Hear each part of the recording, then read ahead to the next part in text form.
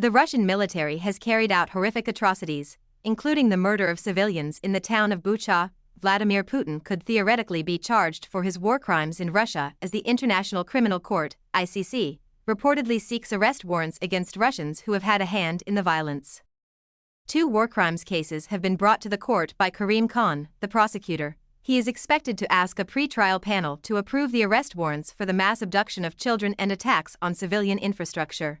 Investigators have claimed that Russia has abducted children and sent them to re-education camps. Missile strikes on civilian infrastructure, meanwhile, have been a constant since the start of the invasion in February 2022. At this stage, it is unclear who could be targeted with the arrest warrants. But, as the Telegraph reports, Russian President Putin could be charged because the ICC does not give immunity to heads of state when it comes to allegations of war crimes, crimes against humanity or genocide. However, the prospect of Putin being tried for his crimes is unlikely as things stand because the ICC does not try defendants.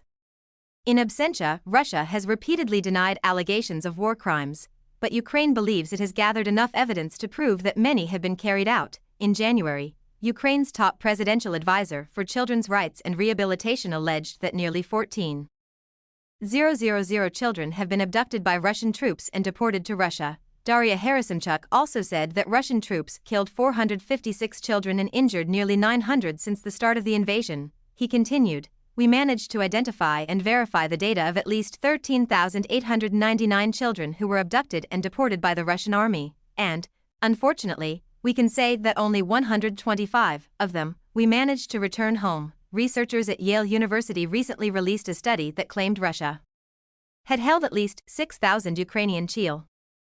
Last year, following Russia's retreat from Kiev, mass graves were found in the city of Bucha, in the Kiev Oblast. Local authorities said 458 bodies were recovered from the town, including 9 children. The UN High Commissioner for Human Rights documented the unlawful killings, including summary executions, of at least 73 civilians in Bucha.